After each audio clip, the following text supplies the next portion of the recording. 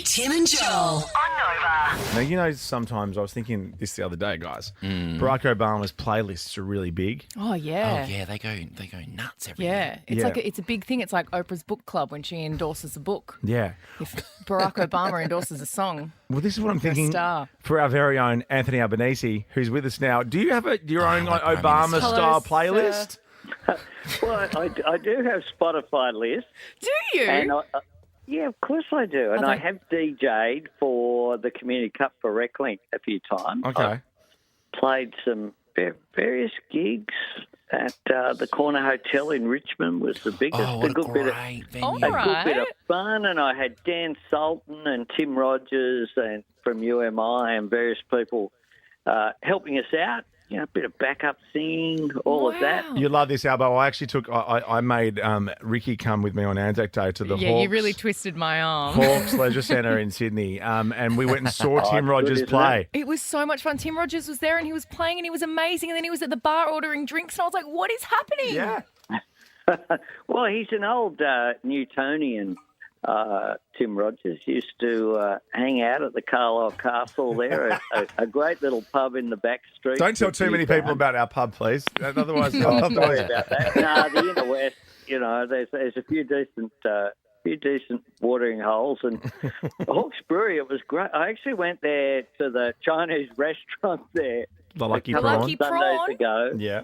And it was so good because everyone just left me alone. It was really cool. I was going to Went ask, there with Jody, my partner, and Nathan, my son, and it was a chance to actually have a catch up, and everyone was great about it. do you They get left much of a us alone. chance to relax and do things like that? You know, you're the Prime Minister of Australia. Do you get much of a chance to go and do normal things like that? Oh, look, I tried to. I played tennis on Saturday for the mighty Marrickville. I played in the Sydney Badge Comp. And How on earth? Why do you need another thing to do? You've got to do some normal things. Yeah. And one of the things about tennis is it's a really simple game. You hit the ball over the net, between the lines. Comes back It's to all you. doubles. I would beg to differ. And it's just good fun. And for your mental health, Yeah. it is the one time for 3 hours you play sort of 4 sets during an afternoon versus various clubs. So they find it a bit strange when the PM rocks up. Absolutely. I would freak out. How much security do you bring with you? Oh, enough. Enough. But it's just for mental health. Yeah. I think you've got to try to do as much as you can. Have a bit of a break. Yesterday, I began the day in Canberra, flew up to Sydney, did John Olsen's memorial service at the New South Wales Art Gallery. That was wonderful. Then flew to Adelaide and did the Louisa O'Donoghue lecture about the voice to Parliament and the referendum that's coming up, a big lecture at Adelaide Uni. Then flew back to Canberra, and of course I had to catch up after I got back, even though it was late with the last episode of Succession. That's what I was going to ask. Did you I'm watch? regretting watching the last episode now. It was terrific. Yeah, it was good. So good. But I must admit this morning it was like, oh, maybe I should have just watched it on the weekend. Yeah, because you've got a fair bit of travel on the cards, and we never really see much about the Prime Minister's plane. We hear all about Air Force One, but like, what have you got decked out on yours? Is there a jacuzzi, Prime Minister? Is it called Bogan Air? None of that. Oh, thanks for that. Well, that was Ricky, It's by the way. That it's was Ricky. Australia. Come on. Yeah. I picked that. Our Royal Australian Air Force will be in touch with you. Let me tell you, they're very proud of what they do for it. It does have a meeting room on it, which is important. rather handy because you sometimes need to make calls or do things when we're on the plane. So, and certainly we end up doing a lot of work. Briefings and what have you. Certainly on the Monday after the election last year, of course, I was off to the Quad Leaders meeting, which wasn't ideal perhaps, but I had to be briefed by all the departmental heads on the way up. We had, I think, about 9 hours of meetings on the way to Japan. Oh, wow. But gosh. it's a chance to catch up and to do some work. But the Air Force do a fantastic job for us, whether it's with ministers or defence personnel that get to fly around. Now, I know because you are obviously our top dog, right? And you have got this little thing called The Voice happening. I loved your Chicken Little comment, but do you regret comments like that? Because, you know, sometimes a lot of people say we want politicians to speak like us. And I think you do that, right? And when you said the Chicken Little thing and then a lot of your opponents jumped on that, do you ever regret speaking from the heart sometimes? Because obviously you're very passionate about this. I think you've got to be straight with people, and when people say, as Barnaby Joyce did, this will be the last budget ever, there'll never be a budget again, when people say that Anzac Day will be abolished, when people say some of the claims that have been made, I do think you've got to call it out. And unfortunately, every time that we've done an action towards reconciliation with Aboriginal Australians, there has been declarations that it would lead to all sort of consequences, which of course haven't been true. And I was here and a proud moment when Kevin Rudd gave the apology to the stolen generations. And then we were told it would have all these catastrophic consequences. Yeah. And of course it didn't. It was a uniting moment for the nation.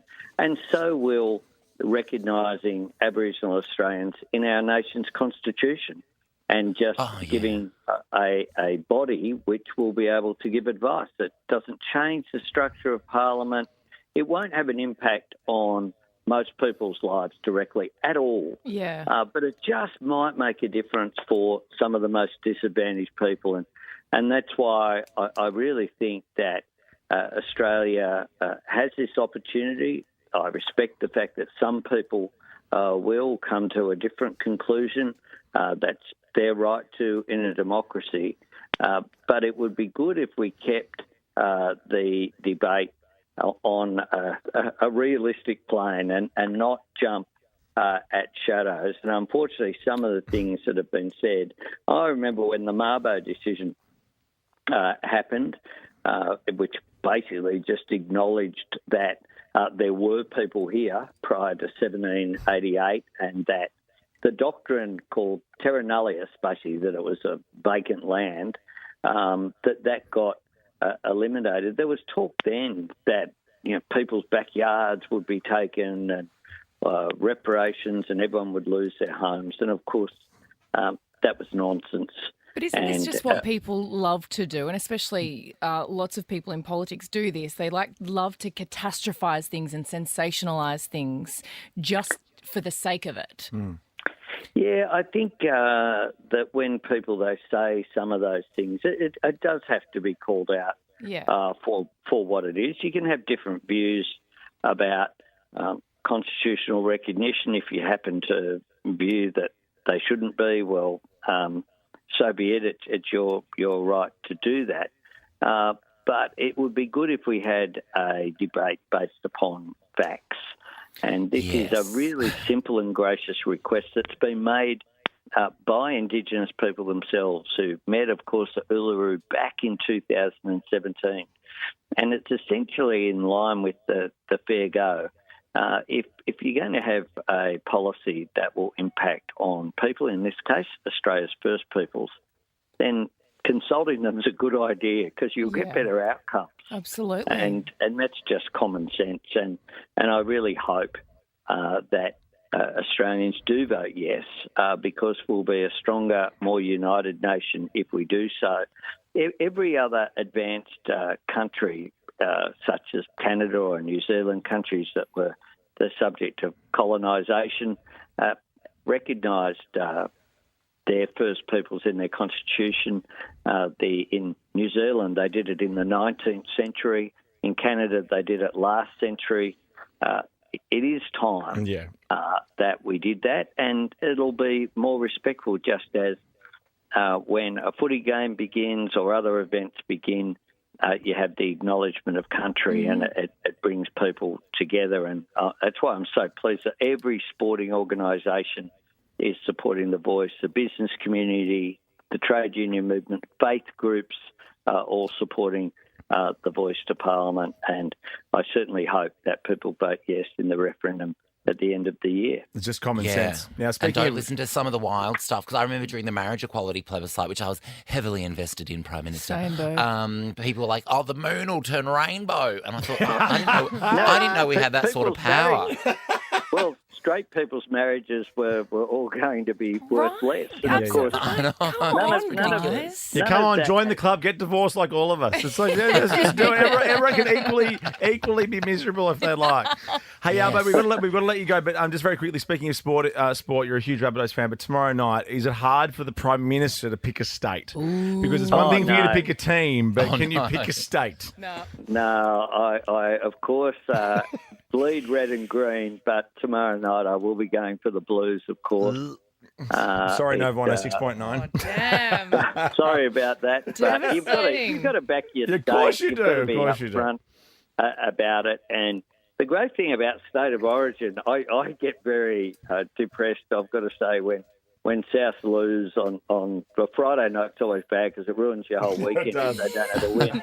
But State of Origin, I just think, is a great contest. I'm not as emotionally invested in it as I am if Souths are playing in a semi-final, but it's just the quality of the football is always quite wonderful. So I'm really looking forward to watching it in the cold here in Canberra. Nice. And that's lucky because the state premiers are changing left, right, and centre. So you have to remember their names too much.